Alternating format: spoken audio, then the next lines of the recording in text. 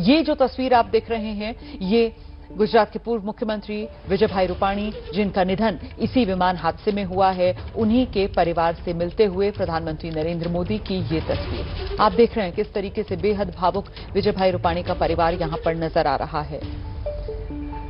London में विजयभाई रूपाणी की पत्नी और उनकी बेटी थी और विजयभाई रूपाणी लंदन में वहीं पत्नी और बेटी से मिलने ही जा रहे थे। विजयभाई रूपाणी का जो बेटा है वो अमेरिका में थे और कल जैसे ही विमान ने उड़ान भरी, उसके चंद मिनट में ही विमान दुर्घटनाग्रस्त हो गया।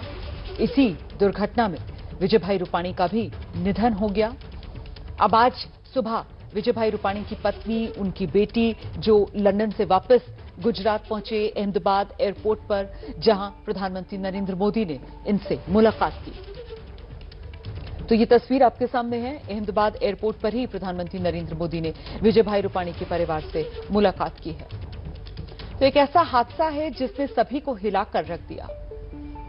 भयावह हादसा, सबसे बड़ा विमान हादसा हिंदुस्तान के इतिहास में, जो कल 12 जून 2025 को हुआ। अहमदाबाद के सरदार वल्लभ भाई अंतर्राष्ट्रीय हवाई अड्डे से एयर इंडिया की ये फ्लाइट 171 जिसने उड़ान भरी थी और उड़ान भरने के चंद मिनटों में ही विमान दुर्घटनाग्रस्त। हम बस छोटे से ब्रेक के लिए यहां पर रुक रहे हैं, फौरन लौट रहे हैं इसी बड़ी कवरेज के साथ।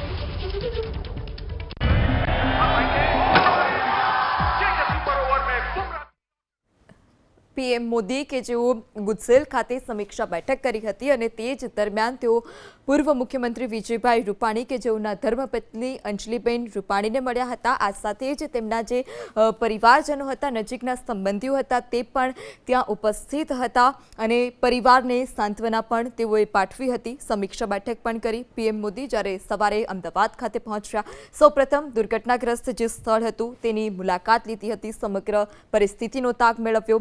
બાદમાં સિવિલ હોસ્પિટલ પહોંચ્યા કે જ્યાં ઇજાગ્રસ્તો સાથે તેઓએ મુલાકાત કરી। બાદમાં જે એરપોર્ટ ગુજસેલ કે ત્યાં પ્રથમ માળે તેઓએ સમીક્ષા બેઠક યોજી હતી અને આ જ દરમિયાન ગુજસેલ ખાતે તેઓ અંજલિબેન રૂપાણીને મળ્યા છે, પરિવારને સાંત્વના તેઓએ પાઠવી હતી અને આ કપરી પરિસ્થિતિમાં તેઓ સાથે છે, પરિવારની સાથે છે, તે પ્રકારે તેઓ સાંત્વના પાઠવતા હોય તે પણ આ દ્રશ્યો છે। સાથે મુખ્યમંત્રી ભૂપેન્દ્ર પટેલ પણ આ જે દ્રશ્યો છે તેમાં સામે નજરે પડી રહ્યા છે।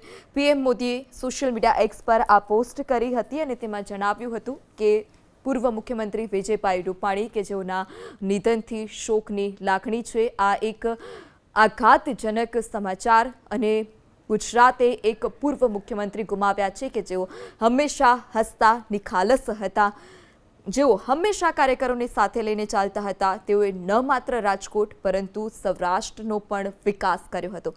ત્યારે વિજયભાઈ અંજલિબેનને મળવા માટે અને તેમની દીકરીને મળવા માટે જ લંડન જઈ રહ્યા હતા અને તે જ દરમિયાન આ વિમાન દુર્ઘટના